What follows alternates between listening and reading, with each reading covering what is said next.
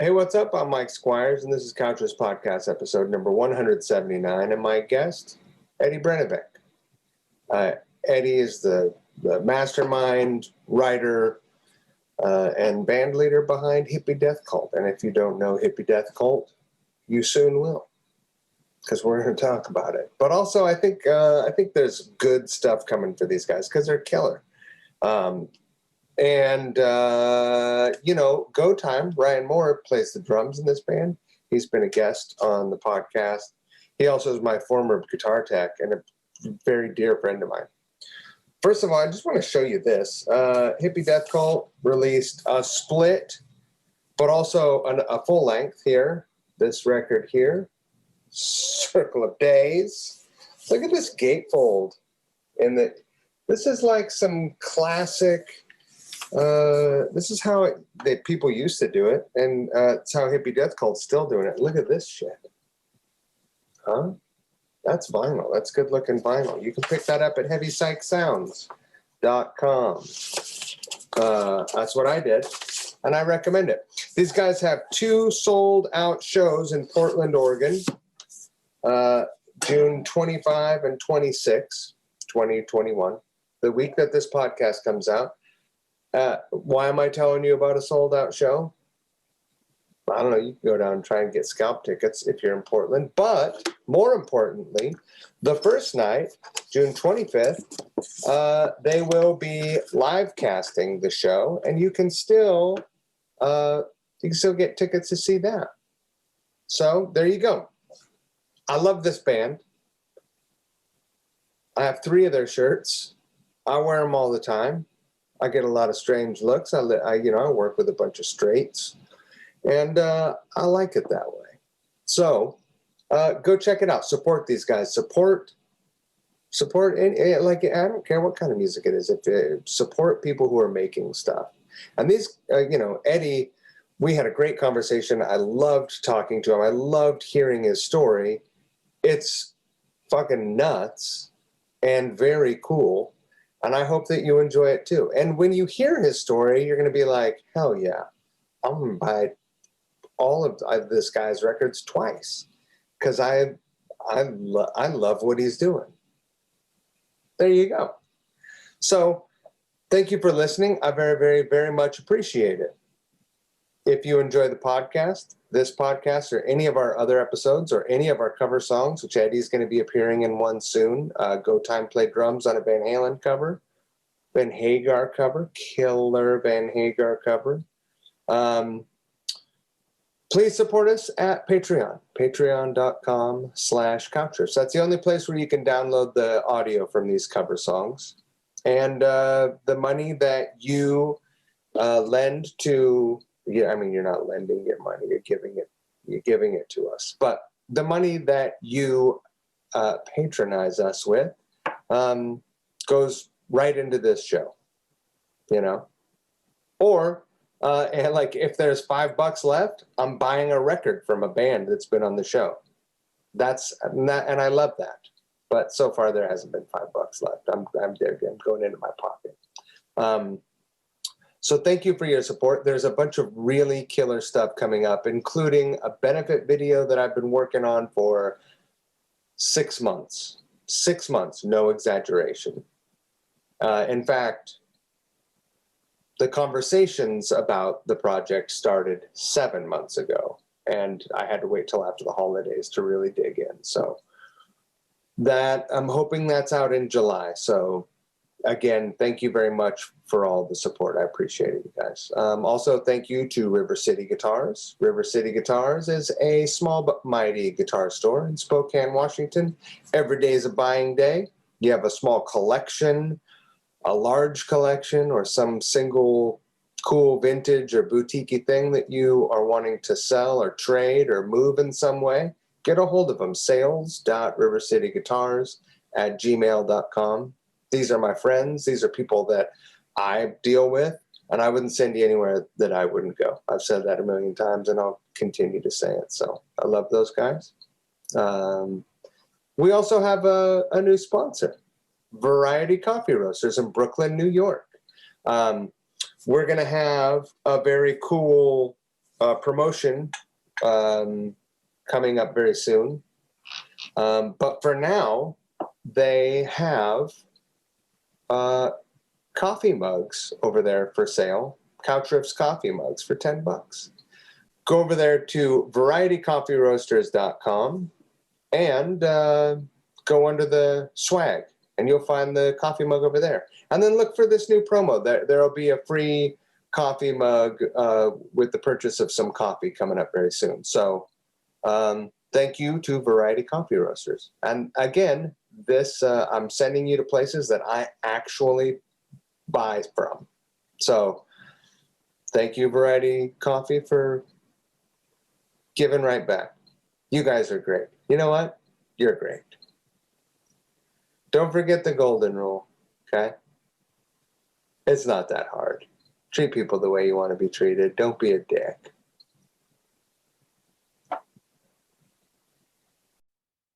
Says you're connecting to audio. Can you hear me? Wait a second. I can hear you. I can hear you great. Dude, Awesome. how do you look so good? I figured this is actually my first time doing this Zoom kind of thing, but I figured why not use the actual my camera and my mic and the whole thing and do it like real podcast style, you know? Well, it's a real podcast. Yeah. Exactly. Yeah, it's just like a Canon 5D. I've got it. I figured out how to hook it up to the computer and do the whole thing. So why not? Sick. Yeah. I love your ambition. That's ridiculous. You know what? Hard work pays off. Yeah, I hope so. Fuck me too.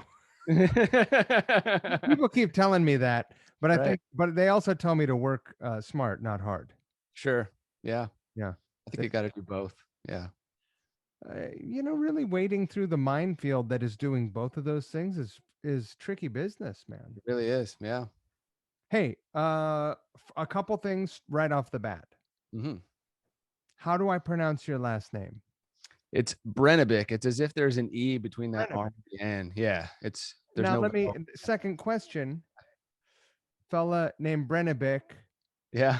I'm guessing, I mean, perhaps you're actually from Portland, but I'm guessing you maybe grew up on the East Coast. I did actually. I grew up in Hamilton, Ontario, in Canada, actually, just outside of Toronto. Yeah. Oh, wow. Yeah. Hamilton. Yeah. You know, I've been to Hamilton. You have? No shit. You probably played there. Yeah, I'm sure you have. Well, I don't know if I've played. I have. Well, you know what? At least rolled through. I have played there. Yeah. Actually. Cool. But there's also what's the chain guitar store that they have there in Oh, Long and McQuaid or something like that? That's right. I've been to Long and McQuaid. Oh, there you go. Cool. Yeah, a few times. Right on. Yeah.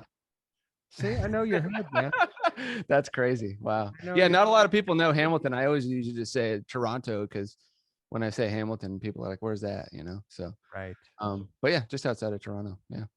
And it's just like right there is what, Buffalo? Yeah, Buffalo. Yeah, like 45 minutes away. Yep. Let me tell you a really fun story first. Sure. You know, the Canadian side of Niagara Falls is this tourist trappy, fun, sort of like, you know, right, whatever, cotton candy, t-ball, right. That. The American side, at least 20 years ago, it's been 20 years since I've been there. The American side is a real turd. Right. Yeah, it is. It's not a inspiring place. Yeah. No, it's not inspiring. Fine choice of words. Not inspiring. Yeah. I almost died on a day off on tour once. Holy shit. A buddy of mine that was on the tour and myself, we were like, let's go to Niagara Falls. I never seen Niagara Falls. We'll go. And at the time, you know, it was the year 2000. You didn't have to have a passport to cross the border even. Right. Yeah. So we took the public bus from Buffalo up to the falls. The bus driver fell asleep a half a dozen times and drove off the road. God, holy shit. Now this was in the morning, right? I was going to say like midday or what? No, this was morning. And then and he looked a little worse for the wear. It didn't seem like he was because he didn't sleep well the night before. It seemed like maybe there were some other things afoot. Sure. Well, Wow. we spent the entire day exploring both sides. Right. It was dark when we were going to catch the bus back. Oh, wow. He pulled up in the bus and we were like, nope, we hitched. Yeah. Oh my God. Yeah. Oh my God. Yeah. Yeah, I wouldn't get back in that fucking bus. Yeah, it's not worth it. So when was the last time you went to Hamilton? I want to say a couple years ago. You know, my parents still live there, of course. So yeah, I try to go back and visit when I can. Yeah. So I think it was a couple Octobers ago, 2019, I want to say. Yeah. Huh? Yeah. I like Canada, but a lot of people have this idea that it's a lot different than America Yeah. because of socialized medicine.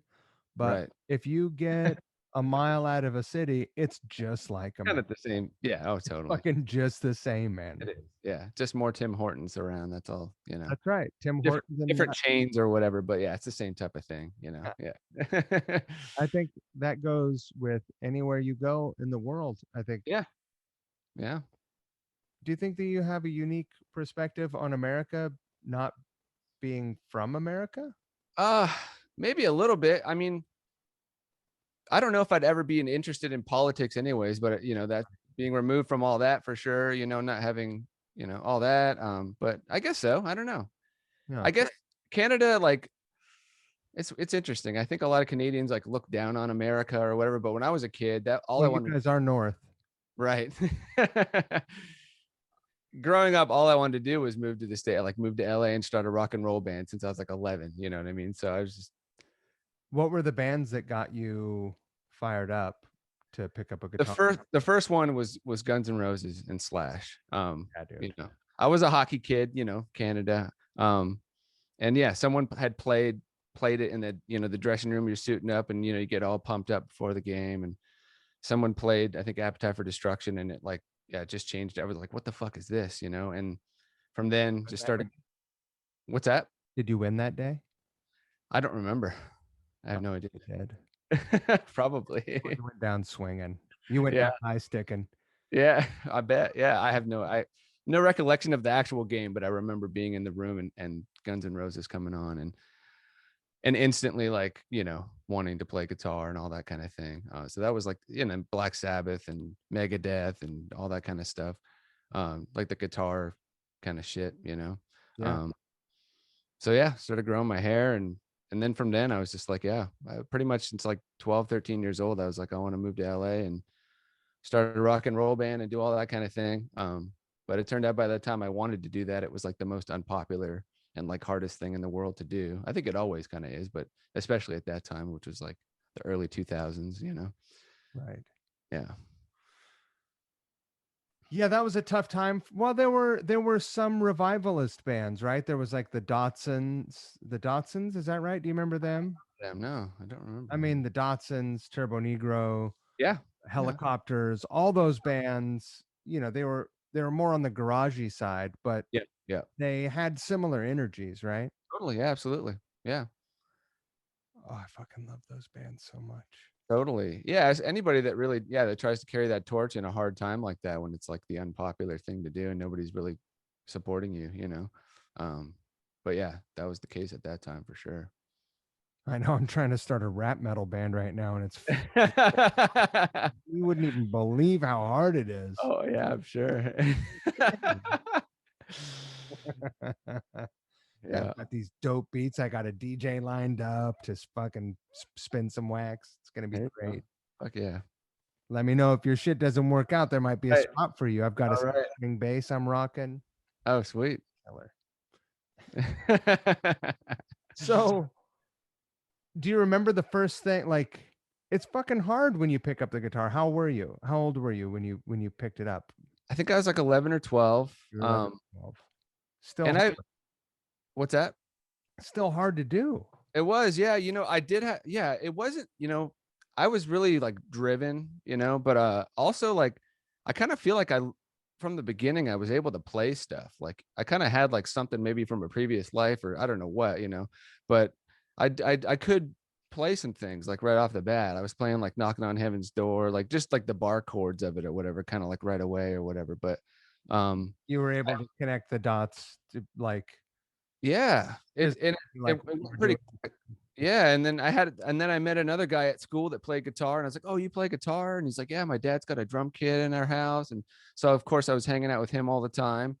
And so instantly, we were like it was like a competitive type of thing, but yeah, I picked up things really quickly. But yeah, he would be like, he was all into Van Halen and I was all into like Slash and Randy Rhoads, and we'd have these kind of competitions. He'd call me up and be like, check this lick out that I just figured out, and then I'd have to one up him with some kind of Randy Rhoads thing or whatever. And Right. it was like this cool kind of competition thing we had like as kids, looking back at it's what probably helped shape me and like motivated me even more to get decent at the guitar. But at the time it like pissed me off. It was like, it was Was getting, yeah. was your competition friendly? I mean, were you guys supportive of each other, or was Yeah, I it guess. Yeah, like, there was a little bit of like, you and your kids, you're just a little bit nasty with each other. You know what I mean? But like, yeah, it was friendly. We were friends. We hung out and like Yeah. it was cool, But yeah, you guys ever have a band together?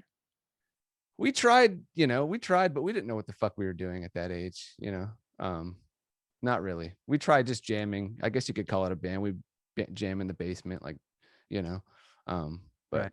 yeah. That Yeah. So was there a time when you were like, well, I love this rock and roll shit, but I'm gonna go to college and be a veterinarian or whatever?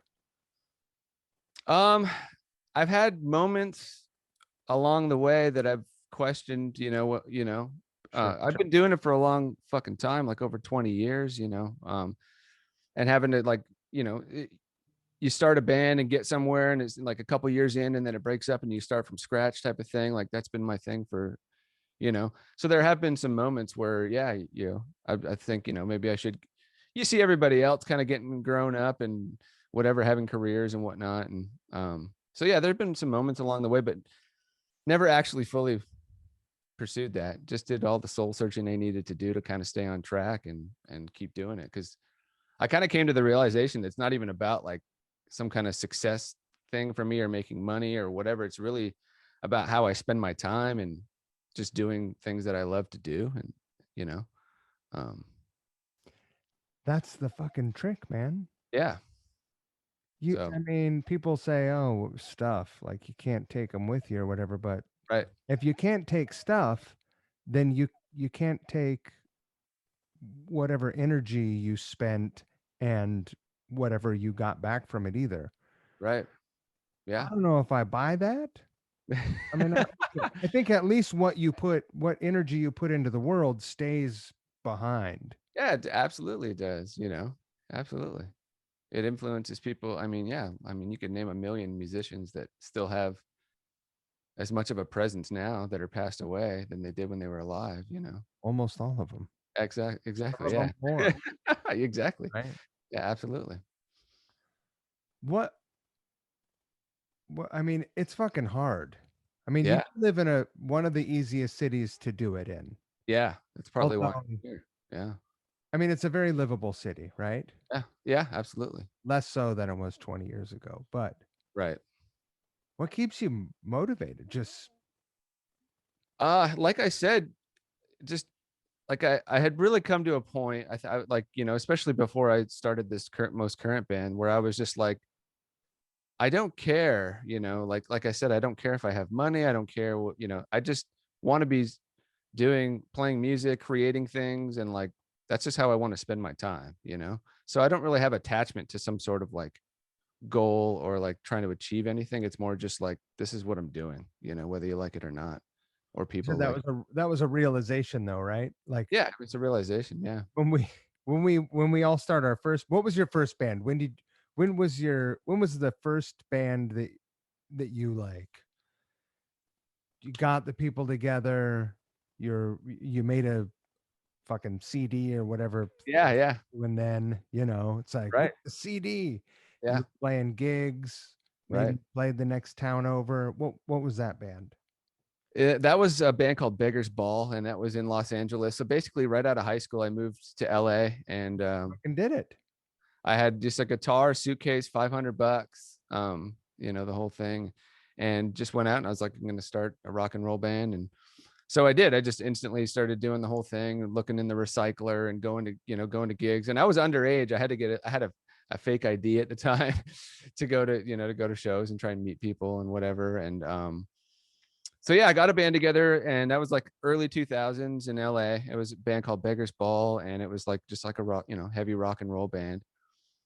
And yeah, we got to the point where we had done a couple of releases, a couple of CDs, and we were playing a lot locally and doing a little bit of touring. And that was like when, like at the Cat Club, like the Starfuckers thing was going on, and metal school was playing. So we'd be opening up for the Starfuckers and metal school and doing all that kind of thing. A metal school was that Steel Panther or whatever. Yeah, those guys, right? Yeah, exactly. But with Ray on drums. drums. Yeah, exactly. Ray Luzier. Yep, on drums. Yep.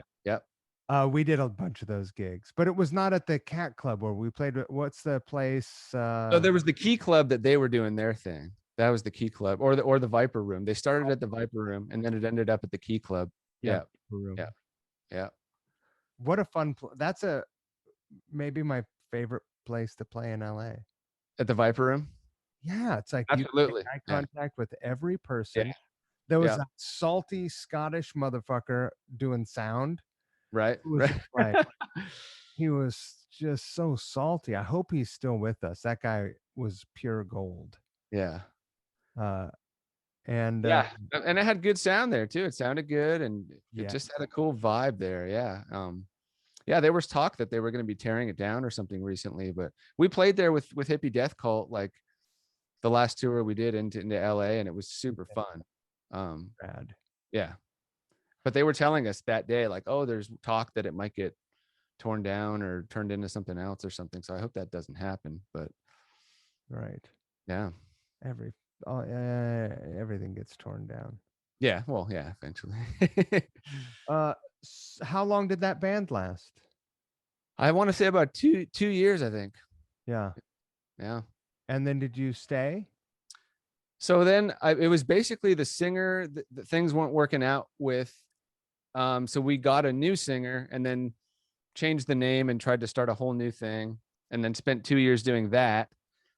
And then that ended up not coming to fruition either. Like, we recorded a record, we were like ready to play and tour and do the whole thing, but the singer was like, he was like just feeling, oh, we're not ready yet. He had just got a record deal before that whole thing. I think he was on like Virgin Records or something like that. And it was one of those deals where he got signed by one set of people and they were behind him and whatnot. And then the management switched and new people came in, and they just I think they like kind of tore him to shreds and they dropped him and everything. So he had all these things in his head about like what a label wants to see and this and that. And right. Where I was just like, let's go fucking do this, man. Like, you have to go out and start somewhere, Anyways, so that ended up falling apart because of that.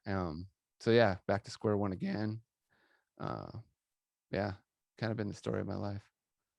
And so when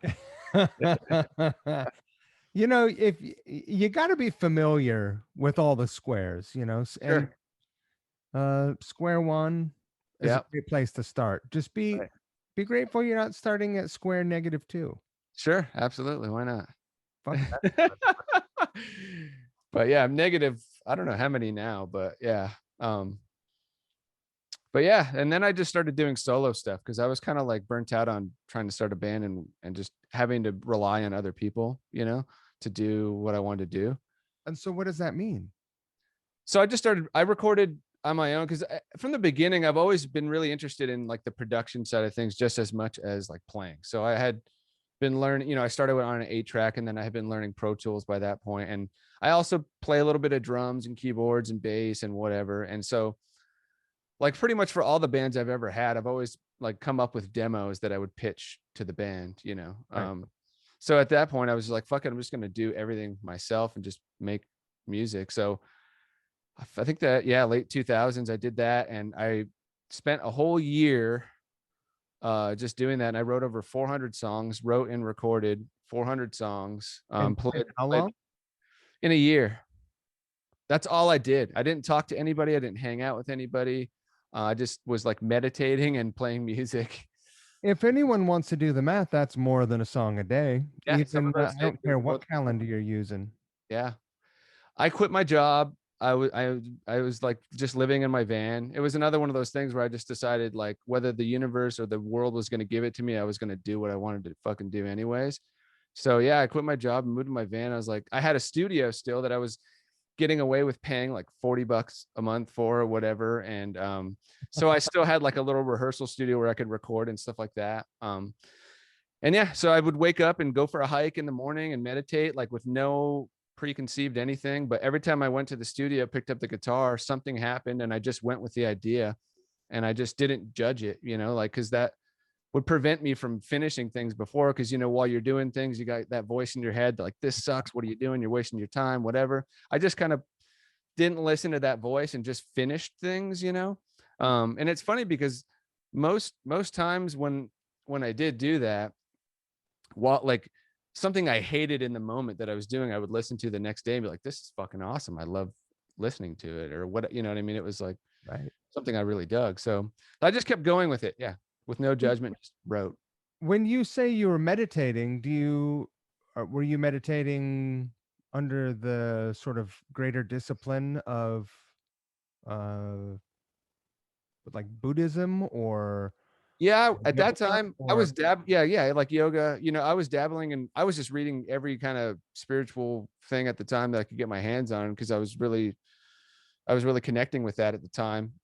And so, yeah, I was dabbling in all kinds of different things, you know, but, and still do to this day, like, but, yeah. And that helped me put me in tune with that well of creativity and all that kind of thing and just shutting the world out. And when was the last time you went back and listened to some of those 400 songs? actually, when the lockdown started, I did that because we weren't playing because, you know, everybody was on lockdown, you know, and we weren't even rehearsing or doing anything. And I was just stuck with all this time on my hands. And I started just for fun. I thought I'm going to start going digging through some of these and I would start posting them on SoundCloud every week. I called it Unreleased Eddie. And I would just like post these little demo things that I had done one a week for, I don't know how many weeks I did it during the lockdown just to kind of do something, you know? So I think probably 5 people listened to it, but I mean, you have 3, even if you did it every day since you yeah, know, there's a even lot. And like it's all over the place stylistically too. Like that's the thing. I didn't judge it. So like one day it would be like a soul R&B kind of thing with drum machines, and next day it would be like acoustic, sometimes like country kind of shit, which I don't know where the hell that was coming from. And then it would be like heavy metal or rock and roll. It was kind of all, I was just tuning into something and just letting it flow and not judging it, you know? were you also singing? No, that's the one thing I just don't do. I don't sing. That stuff just doesn't come to me. When a lot of my ideas, when they come to me, I can hear every instrument, what they're supposed to do or what I would do if it was me doing it. But never any vocal stuff. And I just never had aspirations to be a singer. So What do you think that is? I feel similarly, although I've started to try. I have forced myself because I made a record. right. Oh, fuck yeah. I don't know. I might force myself at some point just to do it, but Do you sing I background vocals and harmony? no. No, I have nothing. no desire to sing. I But sing what in the about when car. you're like driving your van down the road? Yeah, Sing along exactly. records? Yeah, I do. I sing along the records and things, but Can you hold a pitch? I think, yeah, I can. I mean, I could sing in key and all that. I mean, if I'm not tone deaf. Um, I guess also too, like I can't sing the way I would like to sing. So I figure why not, you know, I'm not going to do it if I can't do what I want to do, you know. I want to be able to sing like fucking Sam Cooke or something like that, and it's just not going to happen. So I'm just I not want gonna, to sing like fucking Ian Gillan or yeah. yeah, like one of the like I want to sing like anyone that's ever sang for Deep Purple, basically. Sure, absolutely. Yeah. Oh yeah. Any of them would be Yeah. great. Fuck yeah.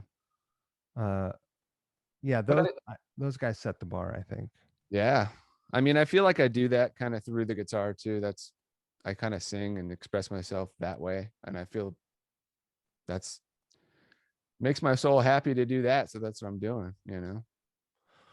What else was going on during that year? You were actually living in your van? Did you have a play? Like, where would you park? You were in LA? Yeah. I actually ended up living in my van for like, I think about 3 years or so. doing that. Did you Yeah. have a nice van?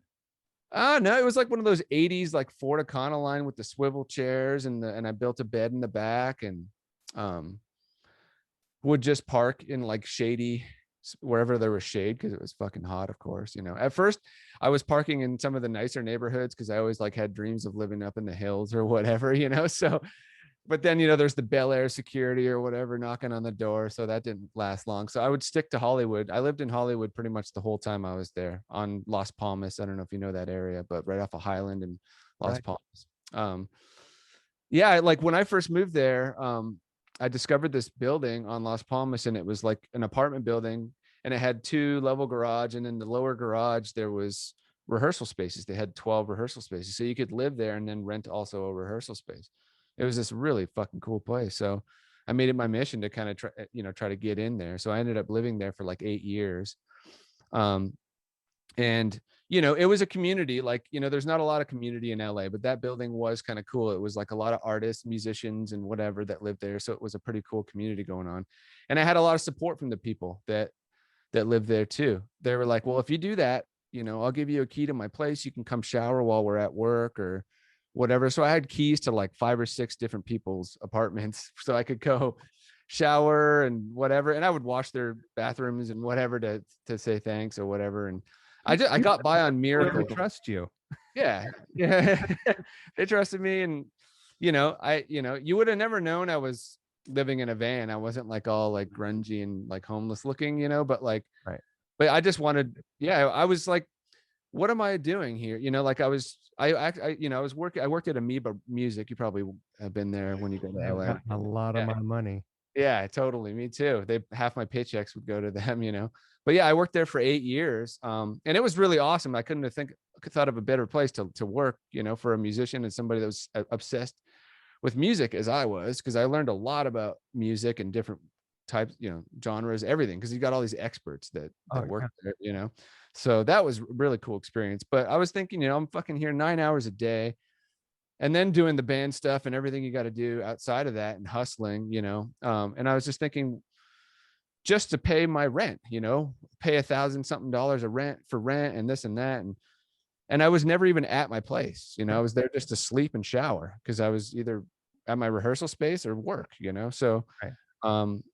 So I was like, what the fuck, why am I doing this? So yeah, I just decided, fuck it, I'm gonna move my van, quit my job, and I just survived on miracles, like really. People you would also quit your job. For a second I thought you kept your job, no your van, and just pocketed your dough. No, I fucking just quit my job. I wanted to play music full time, and I said, that's what I'm gonna fucking do. So that's what I did. Yeah. Wow. Yeah. So I've probably bought records from you. Probably, yeah. Every time I was in LA, which was pretty frequently, yeah, I would be in there spending, between $200 and fucking $600. Oh my God. Wow.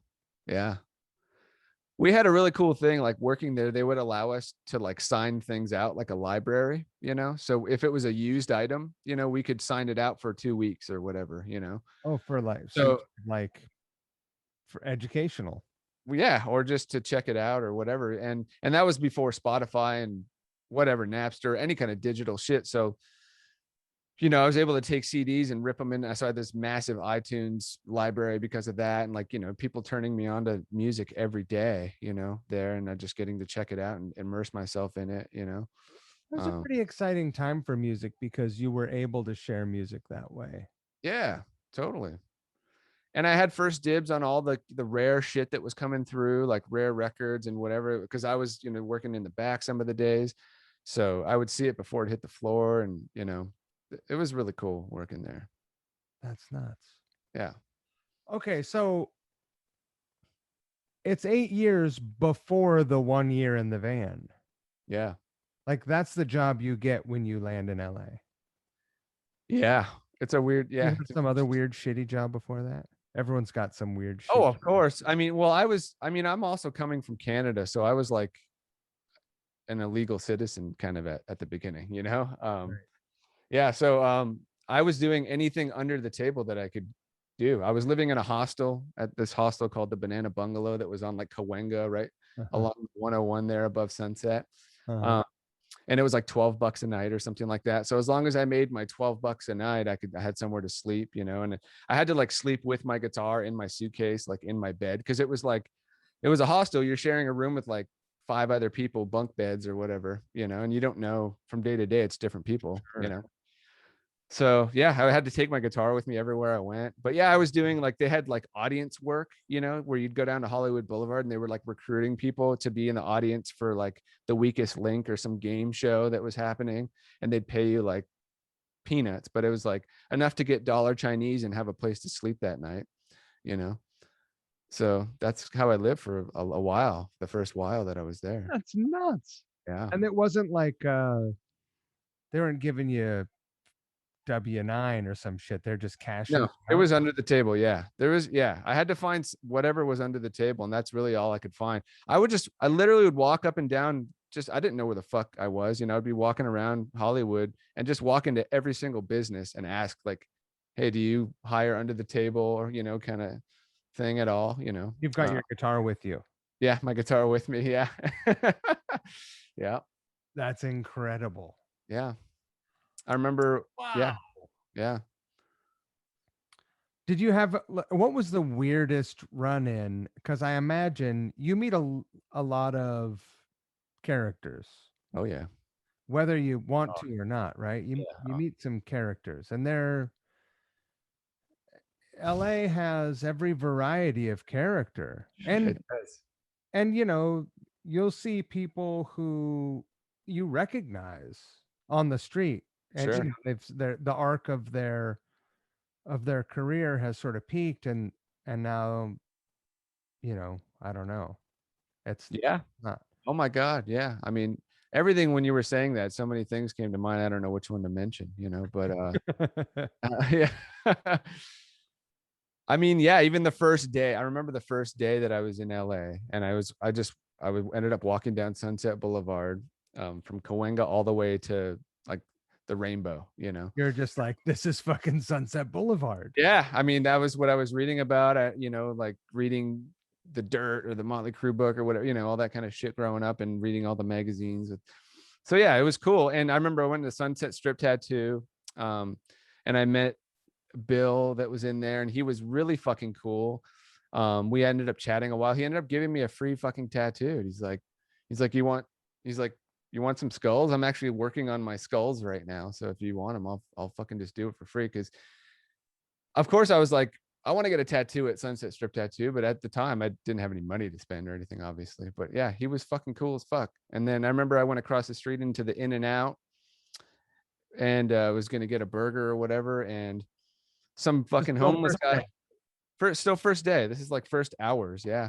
Some like homeless guy walks in and he's like screaming and singing and he like knocks somebody's tray off of their hands and like food spilling everywhere. And then he picks the cup up off the ground, and then he goes to the soda fountain singing the whole time, fills up his cup full of fucking Pepsi or whatever, and then just like walks right out.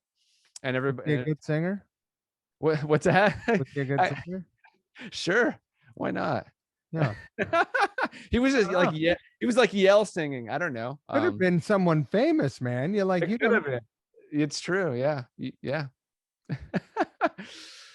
First, but everybody, it was like normal shit. Like, yeah. And like nobody, it didn't phase anybody. I remember like thinking that like, it wasn't a big uproar. People just like watched it happen and let it happen. And then he walked out and it was like just everyday shit, you know? You couldn't have been all that shocked because it's not like there's no dirt under the nails of Hamilton. Oh, it's true. But right. I don't think I've ever experienced anything like that before, but yeah. Right.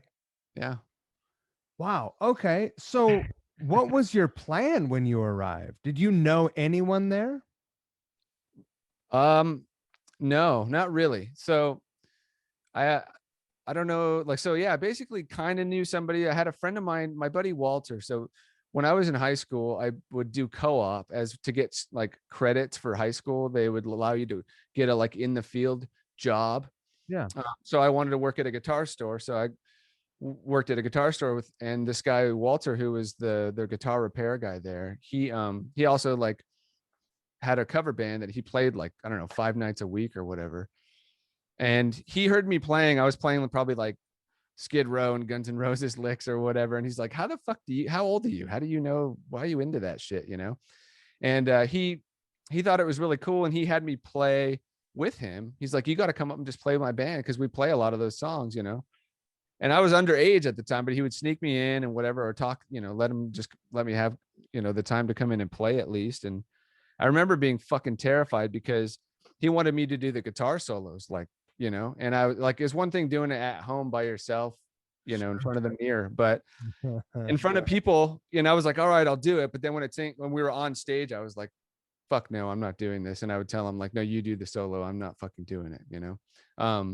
And then he would like halfway through the song, he would pick his guitar up and put it on the ground to like force me to fucking do it. So I had to do it. And then I did it, and it gave me confidence because I was like, oh, shit, good I can friend. do it. Yeah. But anyways, Walter, the reason I brought Walter up was his brother was in a band called Sven Galley, and they were from Canada. I don't know if you ever heard of them or anything, but they were a really cool, like hard rock band. They were part of that, like, yeah, the tail end of all that, like hair, like Skid Rowy kind of stuff. And his brother lived in LA, and he was like, he managed different bands and artists and stuff like that. And he lived there. So that was the one person I had kind of a connection with. And I had got to meet up with him, and he let me borrow his amp to like audition with and stuff. And wow, that was really cool, you know? So he was really nice. But aside from that, no, I didn't know anybody. Not a clue what the fuck I was going to fly to LA, or did you? Yeah, I flew. It was flew in and bought that van later. Yeah. So it was literally right after 9/11 happened. So I was actually supposed to fly out on that day of 9/11 out of Buffalo. Wow. And I think so. Of course, I wake up to all the news and it's not happening and whatever, but I was still hell bent on going no matter what. But of course, they canceled flights for a couple of weeks, and I think it was September 17th. Finally, flights were going again. And they moved my ticket, and I was like, well, I'm fucking going. My parents didn't want me to go and all that kind of thing. But anyways, they kept saying, you know, be prepared for heightened security. The lines are going to be crazy, and we're going to be searching every little last thing, you know, and whatever. And I remember going to the airport, and there was fucking nobody there. You could hear a pin drop in the place. Like, everybody was terrified to fly, you know? So nobody before me, nobody after me in line. And I'm going through the security thing, and I had my guitar, my suitcase, and I had like one of those biker leather jackets with all the buckles and shit. And it's going through, and the guy's like, oh, what kind of guitar you got? And he's just, my son plays guitar and this and that, and starts talking me up about that. And then he's joking around with me, and my jacket goes through and sets the thing off. And he's like, oh, you don't have a knife in there, do you? Haha, you know, this and that. And sends me through, and I'm thinking, holy fuck, I think I actually do have a knife in there, like something that I had just not even thought about. It's right. Just there's a knife pocket, and I had like a little switchblade in there. And I had never even, I put it in there and never had pulled it out once, you know. And anyways, off I go. He let me right through, and I went to the bathroom to go check. I'm like, fuck, is it really in there? And it was. So I wrapped it up in toilet paper and just like threw it in the trash, because I didn't want any trouble that might, you know, end sure. Whatever. So anyway, I have a friend who put a handgun in his carry-on bag, forgot about it. Holy fuck. And didn't even realize until he was on the other side. Oh my God. Until he got to where he was going to his hotel. Yeah. Went right through. That's insane. That's fucking insane, right? Yeah. And they stop you for your laptop or whatever now. And, you know, that's like, hey, what's this? Suspicious. Pull it out. It's a ballpoint pen. They're just hoping it's a vibrator. They want to hold a vibrator up with their rubber gloves or whatever. Right. Exactly. Yeah. What do we have over here, Bobby?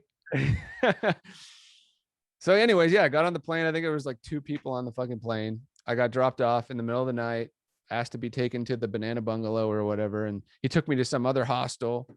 And then I had to figure out where I was, and finally got there in the middle of the night. And it was like these like Flintstone kind of house, like bungalow things with like no glass on the windows. It was like literally like Flintstone looking things. And they didn't give you a pillow or sheets or anything like that. I thought they would like give me stuff like that. Or like maybe you don't need it. It's California. You don't need a fucking, it was like September though. It was pretty cold at night. Right. And then the next day I was like, do I have to like rent a fucking pillow? Or like, how does this work? You know? So how did you know about the banana bungalow? Okay, so right before that, I was living in Toronto, and I had broken up with my girlfriend and needed a temporary place to stay. And it was like on the months leading up to moving, and I ended up staying at Ryerson University. There's like dorm rooms, and in the summertime they rent it out like for month to month or whatever. And I was staying there with this guy that was from Australia that was backpacking around the world, and he was staying in Toronto for the summer because he had some kind of visa with Australia and Canada. There was some way that he got a work visa to stay and whatever. But anyways, he told me about the banana bungalow. He's like, I just came from LA and I stayed there. It's $12 a night. You know, that's the place you got to go and this and that. So I went to the banana bungalow. Yeah. This is a pretty great. I'm sorry that I'm drilling you about Oh, please your do. young arrival to LA, but it's when I was 18, I didn't have the confidence to do that, to go even to Seattle, which was only, an hour from where I grew up. Oh, wow. It took me a lot, a lot longer to get the nerve up to go, but I really admire that you were just like, no, I'm going and I'm doing this. Yeah. Well, yeah, I was fucking gung ho, man. When did you decide, okay, I'm done with LA? And was was Portland the second place you went, or did you go back to Hamilton? Kind of. No, I never went back to Hamilton. That was like never a thing. I had been visiting Oregon a lot because my ex-girlfriend was from Eugene, Oregon. So we started coming up and visiting her family and stuff. And I just fell in love with like the Northwest vibe up here. And I saw like the music scene and how genuine it was, and seeing even with Portland and then going back to LA, like after coming up to Oregon a few times, it just, I was like, what the fuck am I doing here? You know what I mean? It's just, it wasn't the place for me, like I wasn't into the type of music business that's going on in LA. That's not, you know what I mean? Like, so yeah, I just had a realization, and yeah, so initially I moved to Eugene because I was looking for something that was just like the complete opposite of LA. And I wanted to be How like, many times did you see Yob? that's where I learned of Yob, I ended, yeah, amazing, What a band. yeah. Oh my God. And that's, I had never heard about him before I moved there. And I had gotten a job at this place called Mountain Rose Herbs, and it was like Ayurvedic herbs and stuff like that. And everybody there was like telling me about Mike, because Mike worked there before I did. And they were like, oh, you got to meet this guy and, this and that. And then, so, yeah. And then I ended up meeting him and getting to check them out, and was blown away and really inspired because he was a guy that made it out of that place with a band that was doing something, and I was like, so it was really inspiring to me to find out about all of that. And he actually even came in, Mike from Yob, and was like in the early days of Hippie Death Cult when I was trying to start the band, and he was coming in and like singing with us, and like, because he was going there, he had a rehearsal spot like 2 doors down from us or something, and he was going in and just doing warm-ups and working on his vocals, and he's like, can I come in and like just sing with you guys? We were like, fuck yeah, and it was really cool. So you started Hippie Death Cult in Eugene? I tried to, yeah, but Eugene, I want to say like everybody that lives in Eugene is an artist or musician or like some kind of creative soul there, which is really cool. But musically, like people, like the culture there is like, you got a lot of those, the Grateful Dead, like all those people that were following the Grateful Dead around back in the, all that day with the caravans and whatnot. When that was all over with, the good majority of those people moved to Eugene. That was like that's like the hippie haven, So the generation that are like, my age or younger are like the children of those people. So they're either like super on the hippie side or super like anti like counterculture to that, like, so it's like death metal, grindcore, punk, kind of crazy, the most hardcore shit, or like, jam band, Grateful Dead kind of stuff. And I'm kind of somewhere in the middle. Like I like a little bit of hippie and a little bit metal or whatever, so it was hard for me to find people that were into like, like Sabbath and whatever, like, because that was the inspiration I was getting from living there and going you know, walking in the woods up there and all the riffs that were coming to me. So I couldn't find people. So I started coming to Portland regularly. I was driving up on the weekends and just to try and audition people and whatnot. And it was obvious. I was like, okay, well, there's tons of people interested in this band up there, and there's a whole scene going on with that kind of music. Like that's where I need to be, you know. So So that's what year is this? What period are we talking about? that's 2016 when I moved to Portland. Oh, it is. Yeah. So how long were you in Eugene? I was there for like 3 or 4 years. You were. I moved from LA in like 2013, I think. Yeah. What a weird town. Any like rural state university towns or school towns are pretty weird. Olympia, same vibe. You've been to Olympia, I'm Yeah, assuming. of course. Yeah. Kind of the same vibe, Yeah. right? Yeah. I mean, there was a lot of aspects I dug about it. I liked that, Yeah. you know, especially the whole hippie thing. I thought it was really cool. Like they had that country fair thing there. And it's like, I've never seen so many fucking hippies in my life. I was like living in the 60s, you know, it was, you know, Right. cool experience. Yeah. Oh, there are a lot of hippies living in the woods up there in the Yeah. Northwest. Oh yeah, totally. They're having a great time building yurts and stuff. And it's Yeah. Yeah. killer. Yeah. Absolutely. I love it. Yeah. How much of a fully formed idea did you have in your mind about hippie death cult when you started? Were you like, did you have what you still hold on to as like a vision or like a final concept, or were you like, well, I have these riffs and I'll just see what happens? Kind of all of that really. Like before that, I had a project that was more like jam. It was more jam instrumental kind of stuff in LA. It was like the Cosmic Fellowship, and we were doing like funkadelic and like Jimi Hendrix, Beatles kind of shit. And I was kind of in that headspace musically for a long time. My roots are like Black Sabbath and shit. Like that's what I like grew up listening to, like when I was a kid. But at that time, I wasn't really listening to that shit a whole lot. But for some reason, I moved to Eugene and just living there. So by the time I had moved there, I was really, really into meditation. And I was before that smoking a lot of weed, you know, and that was part of my whole music trip and everything, you know. But by the time I moved to Eugene, I think it was probably like 3 or 4 years that I had not smoked weed anymore, because I was so happy with meditating all the time and just playing music and whatever. Like I didn't need to get high. Like I was just fucking high all the time, you know?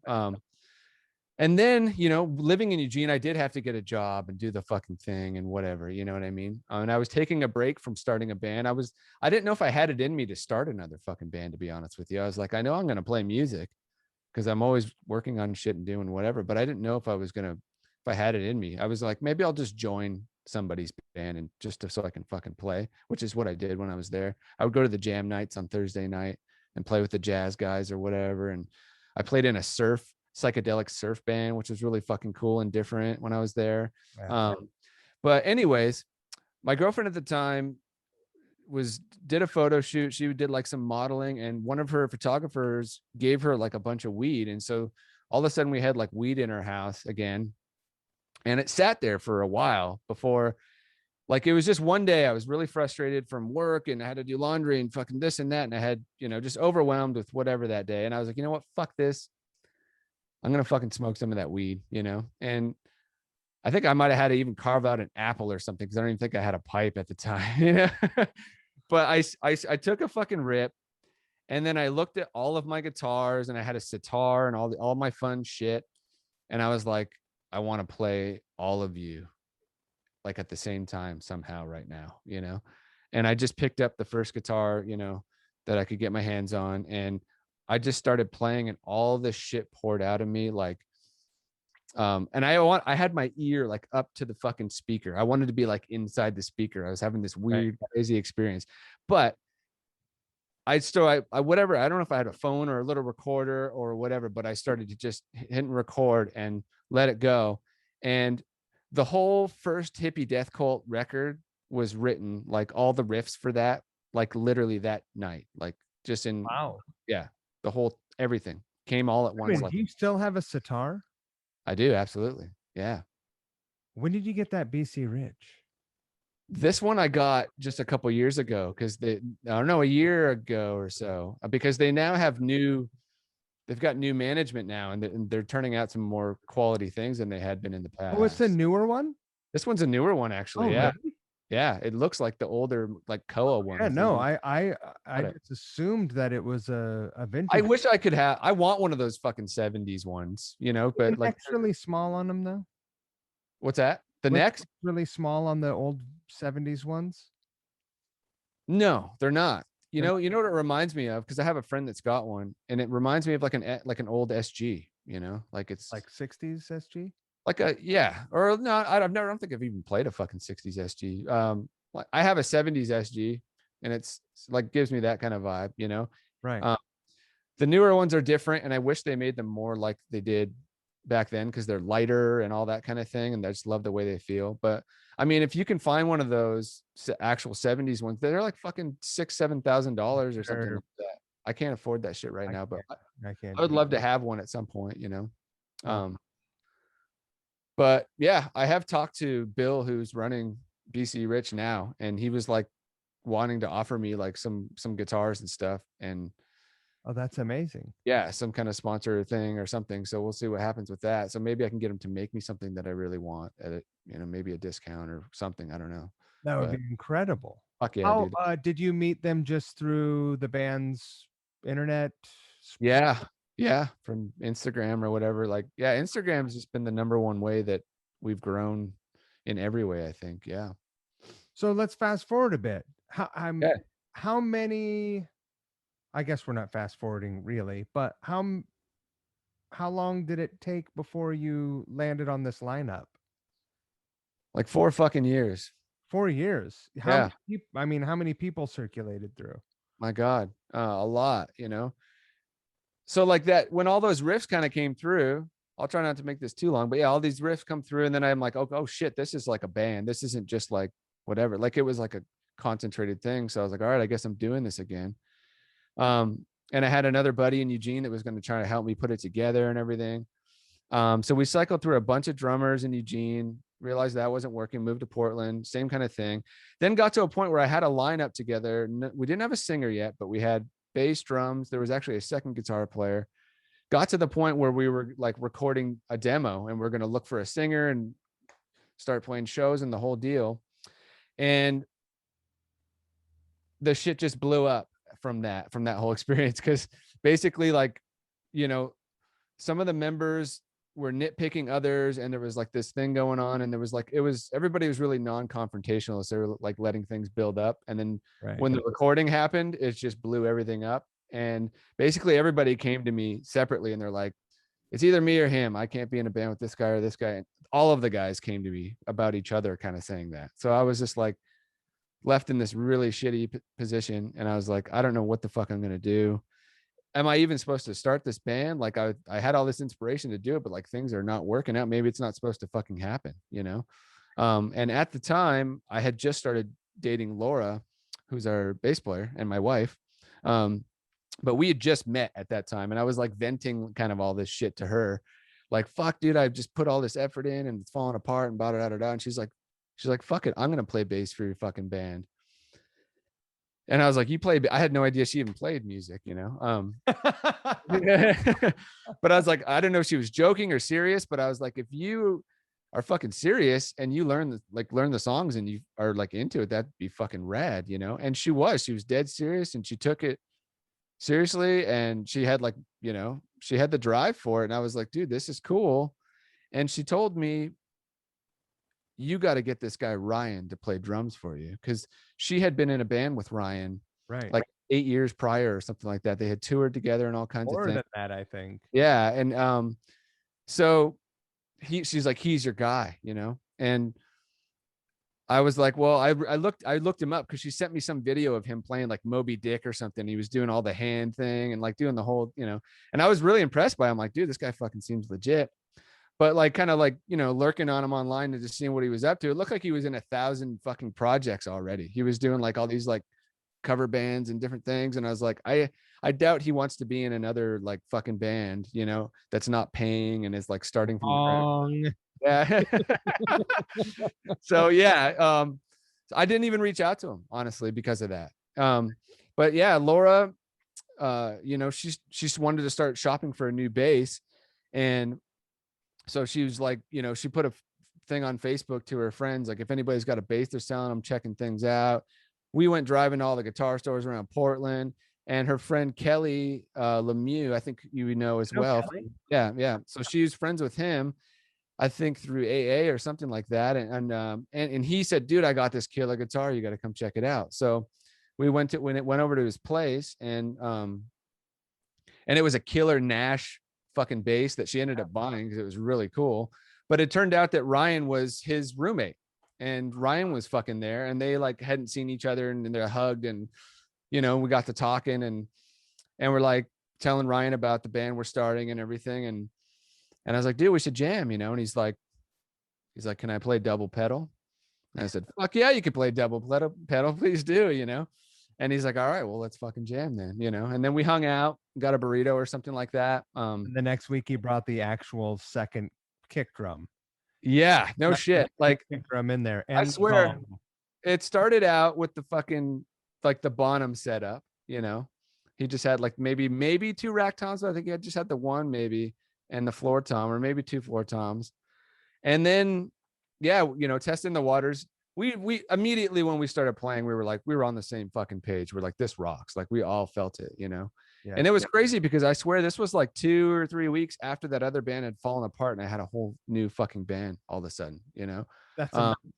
It was really, yeah, it was really cool. It felt really great.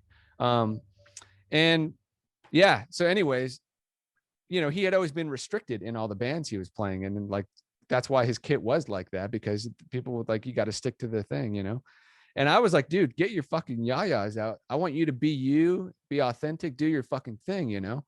And so the next practice, he's got another fucking tom, you know? Then the next practice, there's another tom, there's another cymbal, then there's a fucking gong, and the whole deal, you know? And now he's got the, you know, cowbell and the fuck everything. And I was like, fucking do it, man. Like, because that's where I'm like, that's where he's shining, and that's where I'm seeing, you know what I mean? Like, he's inspired doing that shit, and that's what I want. And I'm one of those guys that like, I want everybody in the band to be doing cool shit, not just like the singer is the fucking vocal or whatever. I mean, like Sabbath or whatever, all those cool 70s bands, everybody's doing fucking cool shit. You know what I mean? Yeah. And he's on board. He's wants to explore those same kind of sonic scapes that I want. He's right there with me, you know, like wherever I want to go, like, and Laura as well. So it was fucking awesome. It felt really good. So you guys, there's, you know, like a lot of like modern. Are you guys are not tuned standard? We are tuned standard. You are. Yeah. Standard tuning. That's rare for it is what people would consider like a doom or stoner rock band. Yeah, it totally is. Come to find, I think we might be one of the only ones. Seriously. Yeah. Yeah, for the longest time I was like half step down for whatever reason, probably because Slash or whatever, you know. But then yeah, when I started playing standard tuning, you know, I was learning more of the funkadelic and Beatles stuff or whatever. And I felt that I liked the tension of the strings at standard. You know, there was something about it that I liked. So I started just playing in fucking standard, and it's heavy. It sounds great, you know? Yeah, dude. Yeah. But it's, yeah. You know, I'm also a huge funkadelic fan. I know you are. And I think Eddie Hazel is, fuck yeah, man, you know, an under celebrated guitar god. Yeah. Oh my God. Me too. When I saw you do that good thoughts, bad thoughts thing, I was like, that's my man, dude. Because I can't tell you how many times I fucking listened to that song. And I don't hear anybody else talking about it. I'm always the one telling people, you got to check out this song. And I don't know if they ever even do. But when I saw you play that, I was like, fuck yeah, dude. Well, the thing is, good thoughts, bad thoughts is almost like this, a narrated continuation of Maggot Brain, right? Yeah, absolutely. Yeah. I mean, as far as like this, like long drawn out psychedelia. Yeah. It's just filthy heavy. Yeah. Fuck yeah, man. They're tuned standard. Mm-hmm. And that was one of the first bands that I got into when I realized, oh, heavy heavy music doesn't necessarily mean distortion or downtuned or detuned or whatever. Yeah. It's about It's the like weight, soul. the Yeah, weight of the the music. weight. Yeah, how heavy, you're moving people. Yeah, the soul of it, or whatever that thing is that connects with people, Um, yeah, absolutely, 100%. I've spouted about this a lot, but I really want to. Even when I lived in Portland, I jammed with Go Time. I named Go Time, by I the know. That's fucking cool. I know. way. I jammed with Go Time back then. I just couldn't. I didn't have the vision. I had an idea of what I wanted, but I had no. I wasn't. I was also a mess when I lived there. But I really wanted to do this thing that was like funkadelic, war, rare Yeah. earth, Oh, nice. you know, drummer, percussion, maybe some horns, Fuck yeah, man. keys, fucking. Yeah. I wanted to have a huge band, which is a terrible idea. Yeah. Having a big band is a terrible idea if you want to play outside of your town on any Right. night other than like a God. Tuesday, and you Yeah. don't want to lose your members all the time. Yeah, totally. Yeah, like when like the Magpie Salute, with Mark Ford, and when they were doing their whole thing, when they started up, it was like 15 people or whatever on stage. I loved it. I'm sure the fans loved it, but yeah, budget wise, I don't know how that worked out, but I fucking thought it was rad though. You also love Mark Ford. Oh my God, yeah. See, I we're love in good spirits, you and me. absolutely, man. Fuck yeah. That soulful guitar playing shit, like that's my shit. What's your favorite Mark Ford guitar solo? Fuck, man. I don't know, man. I don't know if I could tell you that. I don't know. Salvation. I'll tell you. It's Oh sometimes man, that's one of them for sure. I haven't sat there and thought like, what's my favorite one? Because I love all of them. I just love his playing in general. I think that's But, just generally speaking one of my favorite solos because there's so much space yeah. and Oh it, my God, man. Like, what the is it? The Bad Luck sound- Blue Eyes? Is that the one that starts off with that little lead at the beginning there? Bad Luck. Yeah, I think it's called Bad Luck Blue Eyes or something like that. well, they're all on Southern Harmony. Yeah. Yeah. Well, Amorica's great too. Yeah. For Yeah. real. Yeah. I had the chance to ask Mark about that solo because I was like, it just sounds so off the cuff and natural, and it's Yeah, so fucking right. killer. And he was just started laughing. He was like, it was one of the most frustrating times Yeah. my entire life. I was about to break my guitar. Right. Yeah. I listened to that interview. That was really cool. Goes to show you, what the fuck does anyone know? Yeah. A lot. It goes to show you a lot of work goes into making something sound Fuck yeah, man. natural, even. Yeah. Oh, totally. Sometimes. Giving it every last thing you got. Yeah. Just to make it sound natural. Yeah. Absolutely. I mean, I feel the same way about all the shit that I do. Um, So how long before you guys? So you had the core of your band, yeah. right? Yeah. After your band falls apart.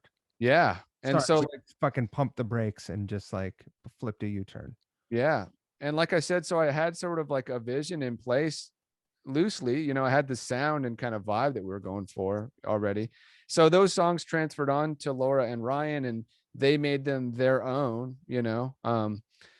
And so once we got to a point where we thought we were pretty solid together, we're like, oh, let's bring a singer in and see what happens. And we had like a really hard time at the beginning, like for the first 2 or 3 months. I don't think there was one candidate like that was like, we had one guy that was like really bugging us to come in, and he was like, I got shit worked out. Like, trust me. Like, I don't have, because I was always asking people before they even showed up, can I have a demo or a YouTube video or something you can send me so I can just check you out? He didn't have any of that, but he's like, trust me, you're going to want me to come down. And we let him come down. And then I think he said like, so first he brought a guitar and he was playing guitar along with us. And I was like, that's cool, but are you going to sing, And then I think he said like, ooh, yeah, like fucking like Macho Man or something like that. Like that was all his lyrics. Like that's all he fucking did the whole time. And we're like, yeah, we'll call you, man. Thanks. And so, yeah, we were getting really frustrated and like thinking, fuck, are we going to be an instrumental? Like, what the hell are we going to do? You know? And then we heard from Ben via Craigslist, you know, which usually never really works out. But we heard from him. He sent us these demos and he sounded like a really great singer. So we were like, all right, well, we were emailing back and forth about talking about getting together. And at the time, like, to kind of get in the mode of playing what we were doing, Laura was learning Fairies Wear Boots because that all the bass lines in that are just really fucking cool, you know, and kind of in line with what we're doing. And of course, Ryan and I knew how to play it too, so I pitched that to him, like, hey, why don't we jam on something we all know so we can actually hear how we sound together. And he's like, oh, I've always wanted to do a cover of Fairies Wear Boots, actually. So yeah, we had him come down and it fucking sounded awesome. And I think he might have even had some melodies and lyrics like prepared for some of the demos that we had. And he worked really quickly. I want to say that was like February of 2018.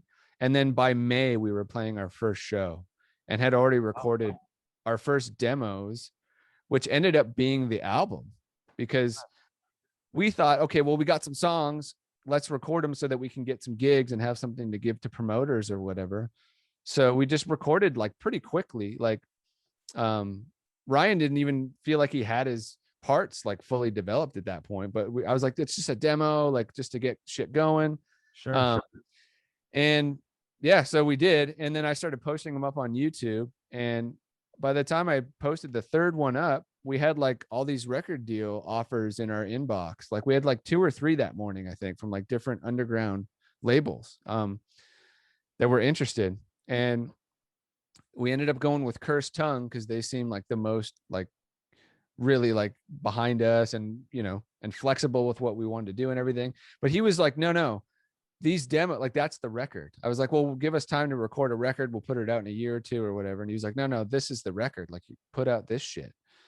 And we were like, okay, like if you think if it's good enough, you know, and people responded to those demos really well. And that's what the first record is like, we recorded those, like, I want to say 2 or 3 months into being a band. Right. Yeah. And then fucking just started playing shows and things went really, like Portland's been like extremely supportive of us. Like, you know, we started off, of course, like, you know, opening up for a couple bands here and there. And now we're like we're headlining and we're drawing more than most fucking bands around here now. That's fucking great, man. It's been doing, yeah, really well. Couldn't be a better place for us to be incubating this whole thing and doing this than here, for sure. Have you said you guys went down and played at the Viper? Yeah. How many shows did you play along the way? I think it was like a 2-week tour. Probably 12 shows or something like that. I want to say maybe like just like it was like our first little tour, you know. 12 shows on the West Coast. Yeah. Fuck, man. Where the fuck do you play 12 shows? Where did we go? We went to Eugene, Medford. We played 2 or 3 shows in the Bay Area because we went on the way down. We played in like Santa Cruz. And then when we came back up, we played in San Francisco. And then we went to Reno, you know, of course, LA, San Diego. We played at a Harley Davidson dealership in like Oceanside, which is also Southern California. Yeah, We went to Las Vegas, all that kind of stuff, you know. And like fucking people knew about us too. Like we, you know, it was really cool. I was like, what the fuck, you know? Yeah. That's killer. Yeah. But did you guys book the shows? Yeah, we were doing all of that shit on our own because I mean, at that time we were really new, you know, and it was even hard. It was hard because nobody, you know, bookers and promoters didn't really know who the fuck we were. So they were feeling like, oh, we're taking a chance on these guys. You know, are they going to even draw? You know, so it was a lot of like unanswered emails, you know, trying to shoot out to people, just trying to make it work or just connecting with other bands or whatever. It was really tough to book that first tour, actually. But by the end of all of that shit and like coming into 2020, people were reaching out to us, like Psycho Las Vegas reached out to us and Stoned and Dusted Festival, like all these big festivals that weren't answering our emails were all of a sudden reaching out to us. And Right. yeah, like 2020 was like lined up to be like full on tours, like good guarantees and the whole deal.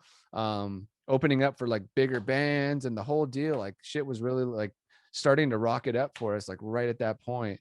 And then of course it all got shit canned, just like everybody else's things, you know. Right. But yeah, things were taken off to a degree, you know. So for 2022, I mean, you guys did the rooftop gig, which was rad. Yeah. And That was supposed to be our release show at the Star Theater, but the governor put the kibosh, you know, because the regulations at the time, it keeps going up and down. Okay, you can have 200 people, now it's 100 people, whatever. right. So yeah, we said fuck it, let's do the rooftop thing. So now those shows are now happening next week at the Star, and it's a higher capacity too, and they're both sold out even at the higher capacity, which is fucking cool. Great. Yeah. Are there dates on the books for later in the year or in 2022? Yeah. So now we're making up that Psycho Las Vegas date now. So we're playing this year, and so we're doing a tour in August that starts on the 14th. That goes again. We're cutting through Oregon and California, and then we're gonna loop, and I think we're going through Colorado and Utah and Idaho and maybe Montana. Maybe throw a Spokane in there too. Awesome. Yeah, and then so there's a clause that we can't play in Southern California because of the Psycho thing on that tour. So we're coming back in October to do Southern California. And we've got a 3-week tour that's going to go. We're doing like all of Texas and some of the surrounding Arizona and all that kind of shit too. So we've got 2 like pretty cool tours coming up right here. When are you going to come to the East Coast? Fuck, people have been asking a lot, and we want to, like, you know, it's just we're just waiting for the circumstances to arise to allow us to do that, you know what I mean? We're working hard right now. Again, we're still doing most of the booking ourselves. Like Ryan actually has taken on more than anybody, that he's been the one taking that on, and he's like our official like tour manager guy, you know. And so you're in good hands. Fuck yeah, man. Yeah, I mean, he's been such a huge help and just like my ride or die, you know, kind of motherfucker.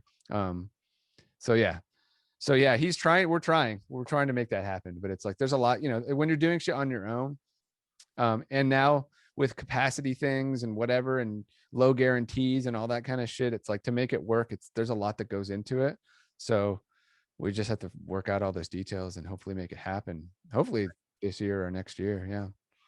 So when the shutdown came, nobody knew how long, you know.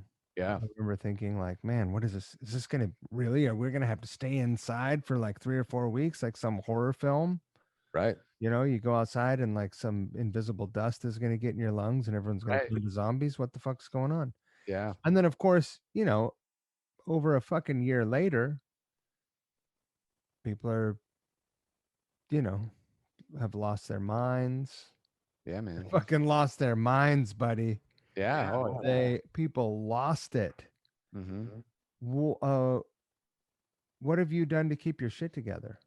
Because you're a fella who spent some time meditating in his life. You're like the kind of guy that could keep his shit together.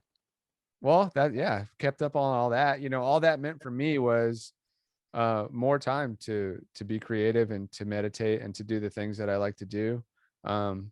I was able to live really frugally, you know, through the year. And I was one of those people that like, it was unsure if I was going to get any unemployment or not, because I was, you know, doing gig work kind of stuff and Lyft and Uber and whatever. And but yeah, at one point they did end up sending a bunch of checks out to me, which was cool, but I was like kind of living, not expecting any of that anyways. But honestly, we recorded this fucking record like during that time. Like it was already naturally when we were about to do it. Like that's when we had the songs ready. So we were like, our plan was like before all this, or like between all the touring we were going to do in 2020, we were going to just record. Because we do everything. I do everything. I do all the production stuff and everything ourselves. So it's just, we can do it kind of on whatever schedule we have. So without all the touring stuff, I was like, well, fuck it, guys. Let's go in. And now we can take more time and do it. And, you know, it took a while You could do like you're in fucking Sterling Sound or some shit. You like Right. Yeah. got the place booked out for months. Exactly. And that's what we did. Yeah. So like, you know, it was a little while before we could even get together and play because, you know, whatever, maybe a couple months. So during that time, Ben and I had done, he wanted to do a Chris Cornell cover, that song Seasons, you know. Okay. So we did a thing. I didn't even know that song before, but it's a really cool song. And he's like, how about we do that? You know, so I learned it and we did a recording of that. We were like social distance. He did it on his computer. I did it on mine, whatever. And that was really cool. And then it came time to do the record, and Ryan felt really confident about what he was doing this time around, had the time to really develop his parts and fucking let's do this, you know?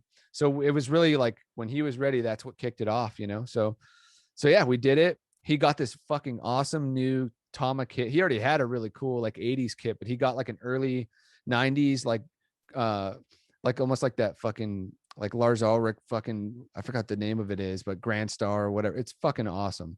Yeah. And he didn't know if he was going to use that or not for the thing because, you know, his other one was dialed in and he had just put the heads on it, just got it cleaned up and ready, like literally like days before we were going to record. And we set them both up side by side and we were just like kind of A-Bing them. And I was like, dude, that new one, that one's the one, man. Let's record with that, you know, and it fucking sounds awesome.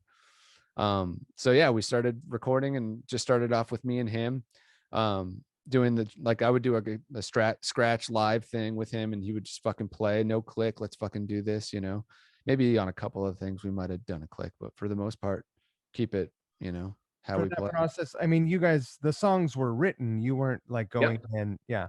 So, Yeah. So you knew all the parts. Yep. What did you have a cabinet isolated? Are you using like a speaker box? Like I have a little aux box. Are you using something like that? For guitar stuff. Yeah. I just mic'd up I was at the time I was using mostly a Marshall. So I just mic'd up the 412 with fucking 57. And I think I started using a 609, the Sennheiser 609 around that time, which was new, but I was like, it was kind of a little bit of more of a girthy kind of thing mixed with the 57. I thought it sounded really cool.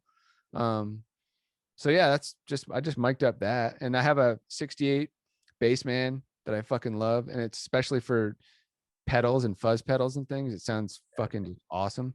So between those two amps, it was just, I just use the shit I use live because I want it to sound like when you come see us live, I want it to sound like that, you know? Well, so when you're recording, if it sounds like what you're used to, you're way more comfortable, right? Yeah. You can be confident with it. Because I could overthink the shit out of that. You know what I mean? Uh-huh.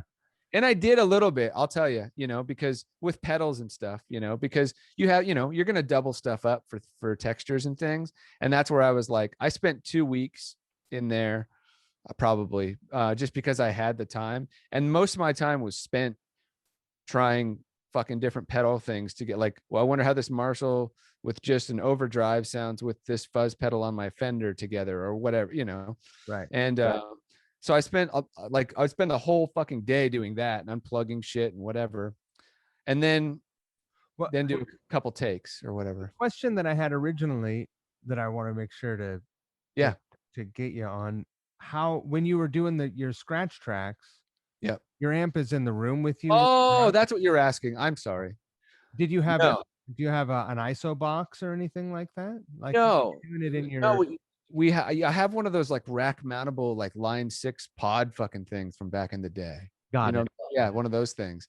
So yeah, for headphones, and then we just fed that to our headphones, and yeah. Oh, I'm sorry. I misread. Yeah, no, that's great. Those are fucking great tools. Yeah. And in a pinch, you could almost use those things for some doubles or even. Yeah, I've recorded shit with them before and people didn't even know the difference, you know? So yeah. Especially for like gained out stuff, you know? Yeah. Like the rack mountable one in particular too. It's a lot different than that little pod thing or whatever.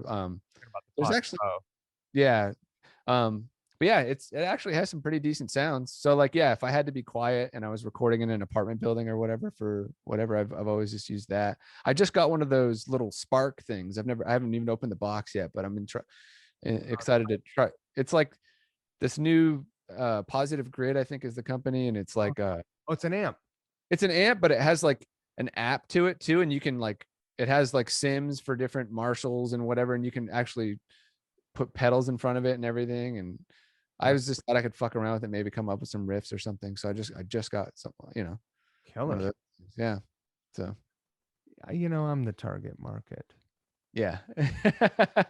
Yeah, a friend of mine had one and was telling me about it. I was like, that sounds pretty cool. And I'm always, whenever I get new little things like that, it always inspires me to write new shit or to do things, like a new toy, you know. So when did the BC Rich come into your life? 2 years ago? Yeah, it was like right before our last show in February. I want to say, yeah, February 2020, like right before the shutdown. I got that. Year and a half. Yeah. I remember seeing it and just being jealous, being like, God. Yeah. It's pretty fucking cool, man. I had one before. I had one that was like a few years old before. It was like an NJ series one that's pretty rad. Right. But yeah, with the Mockingbird, man, like when I was a kid, I wanted a fucking Mockingbird so bad. Like, Yeah. like I've brought up Slash a bunch of times, but Also Joe Perry. yeah, Joe Perry. Like when I would see that shit, I was like, and in Hamilton, you could not find them anywhere. And if you saw one, it was like sold right away. There was just, there wasn't a lot of big guitar stores there, and they were more of a rare kind of thing.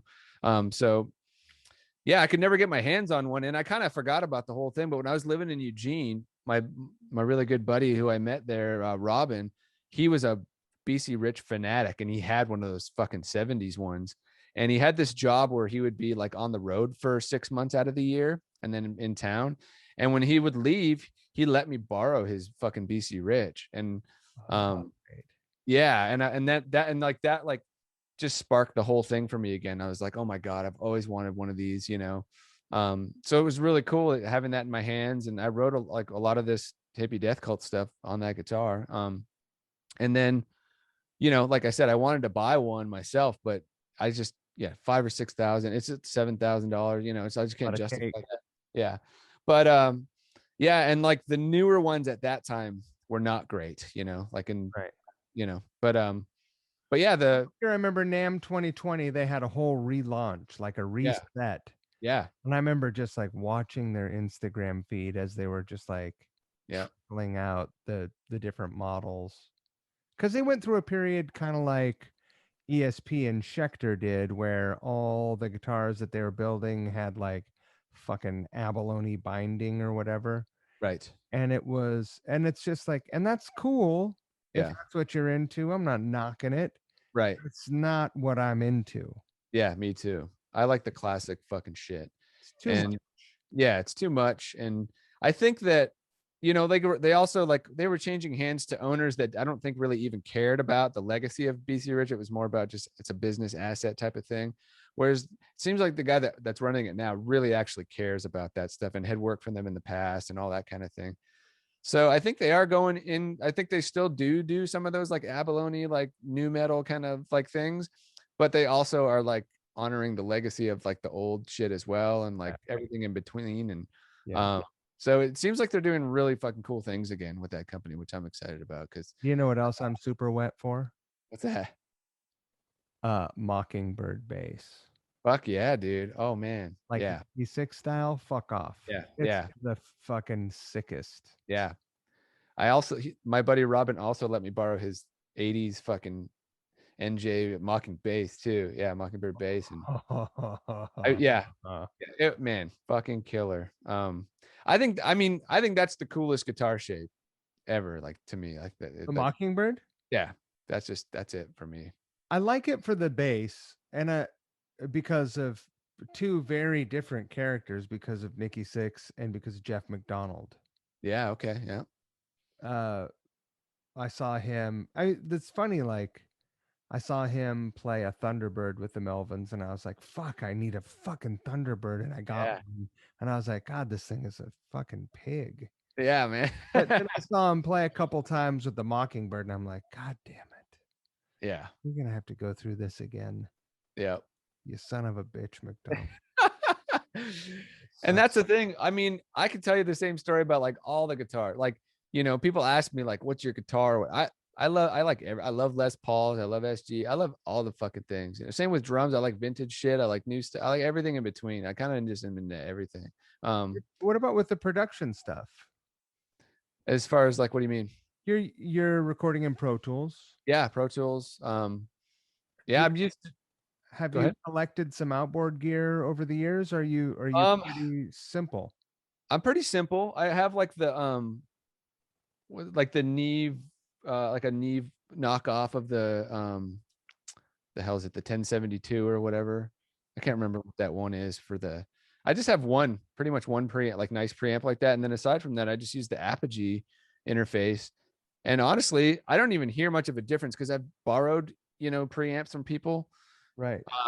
in recording, and those new Apogee fucking preamps are killer. Like, there's nothing you can't achieve. You can get the sound you're looking for, and then I mean a little bit of EQ or whatever plug in, whatever afterwards, and really, Apogee. I had the old Ensemble. yeah, I've got the Element 88, it's called, and it's like an 8 input thing because I figured I don't ever need more than 8 inputs, so. Well, maybe for Ryan. But. Does that have like apps, like plugins built into it as well? It does. It has like a yeah, because the interface itself has just got the plugs or whatever. There's no buttons or anything on it. It's like a real simple, just rack mountable thing, and you control it all through like an app on your computer. So all the like the line levels and all the different things. It's like a mixing board app that that you pull up. Yeah. Right. Yeah. And like this, a set of monitors and a good sound and rehearsal space. Yeah. We recorded it all in our rehearsal space. And that's it. Just fucking it sounds good. Yeah. You couldn't do that 30 or 40 years ago, really. Yeah. I mean, another reason we lucked out because of the lockdown was, nobody was at that fucking building, during that time. It was a ghost town. So we had no bleed coming in or whatever. I mean, the way we recorded the first one, there was bleed, and we're right next to some train tracks and shit. I'm sure there's train shit going on. It's like, but at the same time, I don't care about shit like that. I'm not one of those studio people that's like, it's got to be perfect and pristine. It's rock and roll, dude. Like, I want to be able to hear all those quirky fucking things that are happening and bleed from that. Making rumors. Yeah, I dig that kind of shit. So, that stuff doesn't bother me. But yeah, but when we were recording this album, there was no bleed. There was nobody else in that fucking building. So that was pretty cool. Do you have more material queued up already? Absolutely. I kind of assumed that was going to be the answer. You don't seem like the fella who sits on his hands. I'm writing stuff like every day, like maybe not every day, but often, like I keep a guitar by the bed, so that, like, I'll tell you, like, waking up in the morning, picking the guitar before I've even like fully opened my eyes, but so many things come to me at that time before like I've started my day or my brain has started. Like, I just pick up the guitar and start noodling, and I'm like, oh, that's something, that's cool. So I'll record. I have a lot of little things like that. And then, I'll take those things and make a demo out of it, try to make some kind of structured thing that I can present to the band or whatever, or just bring the riff to the band and we'll jam on it or whatever. And then I also have stuff that from over the years that I've been writing, like I've been writing for years and years now. So I have this backlog of material to last a lifetime. So yeah. That's amazing.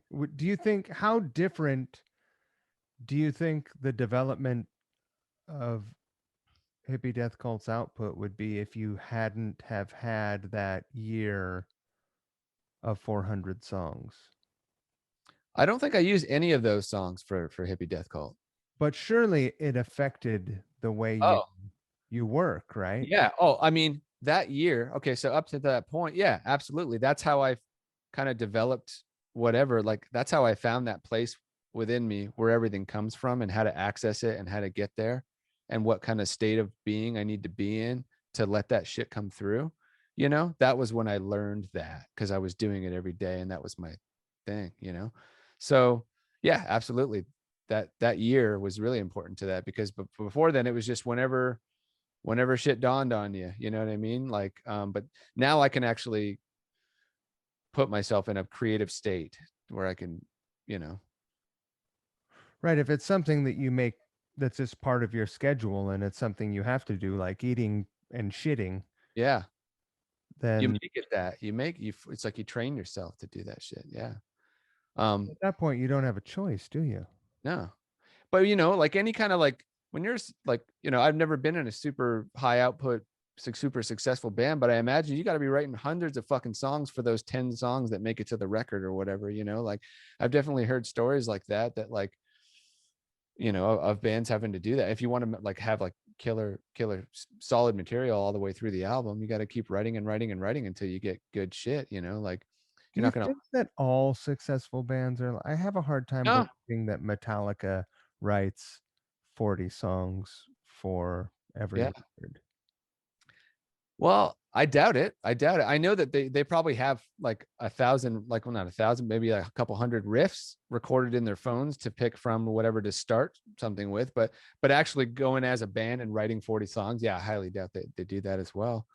And they don't need to at this point, Right. But yeah, and there's some bands, yeah, they won't put the time into it. If right off the bat it's not clicking, they won't go through with it or whatever. But everybody's got their different ways of doing things. But What's I the just go.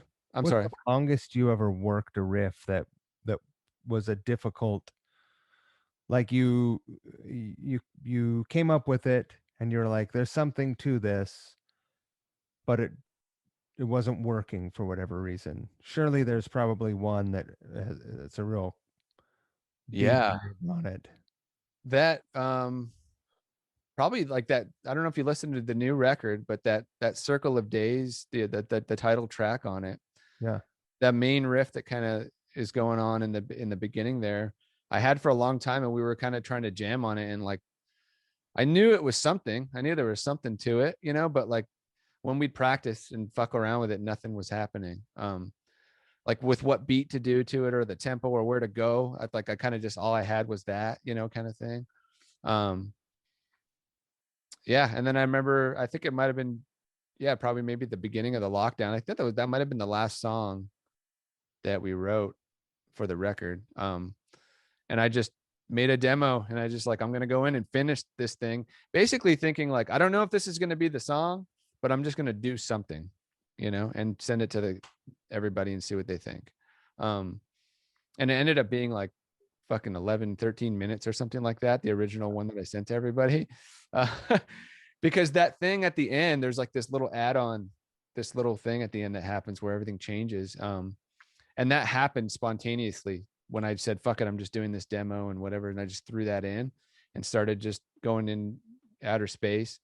And it added like 3 or 4 minutes to the song.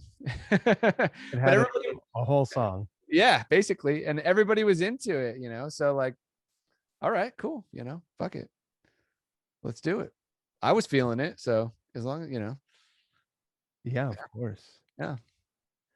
I can hear my dog screaming on the other side of the door.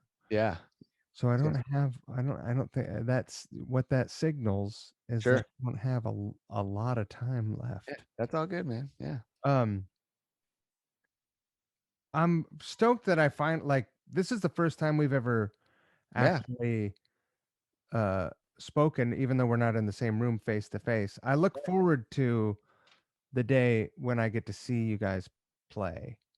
Yeah, I look forward to meeting you as well. And yeah, I mean, I've heard so much about you from Ryan, of course. Plenty of stories, I would. Yeah. And I mean, I've been well aware of you too. I mean, I've been a fan of, Loaded and Duff and all that stuff you guys have been doing. And I've caught that the Appetite for Distortion or whatever podcast a couple of times where you do the fucking road of that. And That's yeah.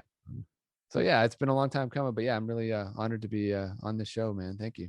We won't name well, dude, thank you for making time for me. I appreciate it. Yeah, 100%. I'm really excited about the song that we're gonna do. Fuck yeah. I don't want to. I know that it didn't grab you completely by the shoulders and shake you. Right.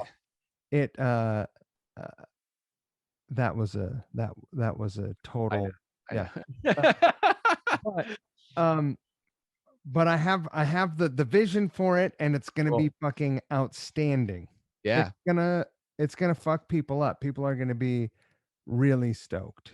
cool. Yeah, I had never heard the song before you pitched it to me, and yeah, I can hear that little run being a cool guitar, like turning it into a guitar riff. You know, like There's not going to be any keyboards on this thing. yeah, yeah, It's going to be two intertwining guitars.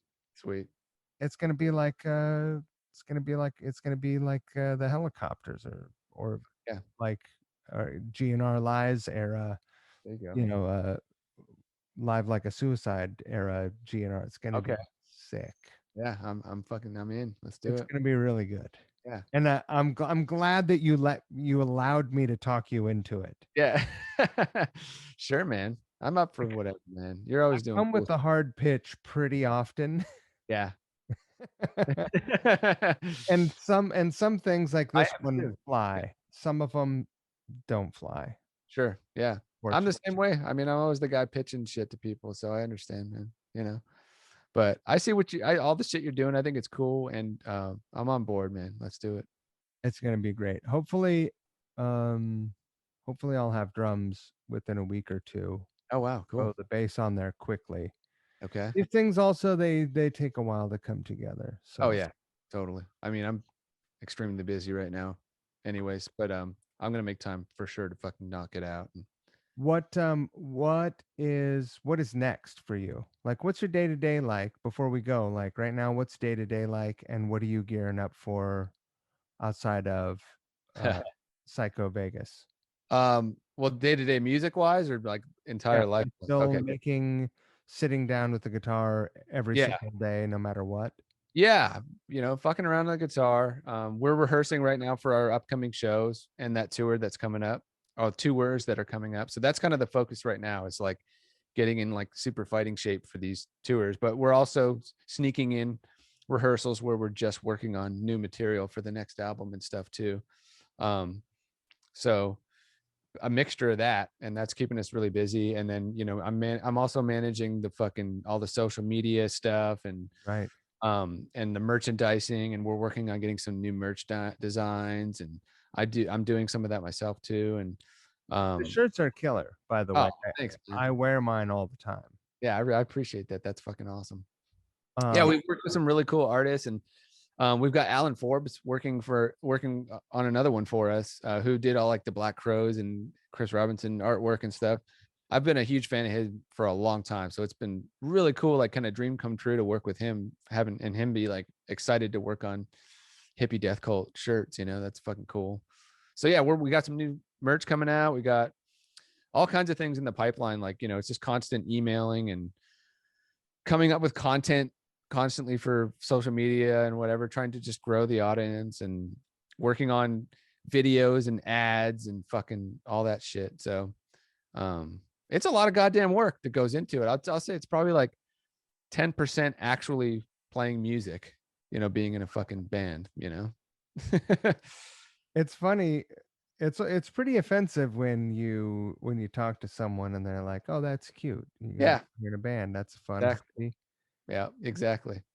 People have no idea how much fucking shit you have to do. A lot of fucking work. Yeah. You said something interesting that I don't want to let slide by. Yeah. And that is that it sounds like you guys have a heavy rehearsal schedule. Yeah. You rehearse a lot.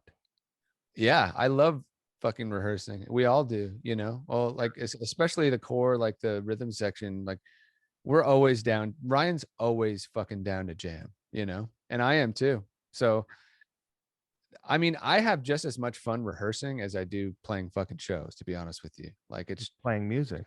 Yeah, playing fucking music, I get into the zone and playing, and like that's where I mean, it's a joyful fucking place to be. So so we rehearse because of that, and because we want to be fucking awesome when we perform too. So right. Yeah. The thing that I was wondering is, do you define like, okay, we're going to get together and work on new stuff on this day, we're not going to rehearse? Because it sounded like that. It's kind of, what, honestly, it comes down to whether our singer's going to show up or not. If he can make it, then we usually rehearse like the songs for the show and stuff. But typically, like we work on the guts of the tunes for a while before we kind of give it to him for him to do his thing to it, you know? So yeah, so if he's not there, it's kind of like, all right, well, let's have fun and work on some new shit, you know? And is it the first time he hears new songs, or is it in the room, or do you deliver like a, hey, here's something that we've been working on to him? A little bit of both. Yeah, we'll do like sometimes when he shows up, we'll play him some shit that we've been working on, or we'll, you know, I've got like one of those Zoom recorder things, you know, and we'll just record a live thing from a rehearsal and email it to him, see if he can do anything with it. And then like again, a lot of times I just do these demos where I just play everything on it and in a rough structure, and I'll send it to everybody. And yeah, you know, I won't spend a ton of time on the drums and the bass and whatever, because I'll do what comes to me, and I'll, you know, but at the end of the day, Ryan's the fucking drummer. He knows what he's doing. You know, Laura knows what the fuck she's doing.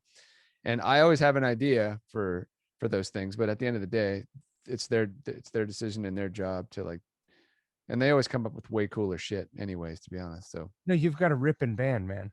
yeah, it's fucking awesome. It feels so good, man. Like it's taken me a long time to get something like this going, and this alone is the reward for me. Like if, you know, if nothing happens, whatever, like this is fucking fun, you know? Things are happening though. They are. I mean, Yeah. whether it's selling out the fucking Rose Garden or it's playing at Union Jacks, things are happening, right? They are I happening. mean, it's for Go Time. I know this has been a long time coming as well. So Yeah. It's really inspiring to hear your story. And that is one that where you've just continued to write, you've continued playing, you've started things, you've not, you know, you've not been defeated, or you've not been a person where you're like, well, I guess being creative just wasn't for me. Right. It Yeah. wasn't an option like that. Yeah. There have been, yeah, some tough moments, of course, but yeah, it's not an option. Yeah. Of course. Yeah. Of course. Yeah. It's been a long fucking time, man. Yeah. Well, you know what? I'm happy and proud of you Oh, thanks, man. for just doing it. Thanks, And brother. of all of you guys. You guys are making really killer music. Fuck yeah. Thank you. I can't wait to either see you out there or till you guys make it to the East Coast. Yeah. Yeah, me too. Hopefully that happens soon. Yeah, I can't wait to hear what you're up to. Like you said, you have is it a new album that's unreleased that you're talking about, that you're putting out, that you're singing on and everything? Yeah. Fuck yeah, man. It's That's ridiculous. Well, send me some sneak peeks, man.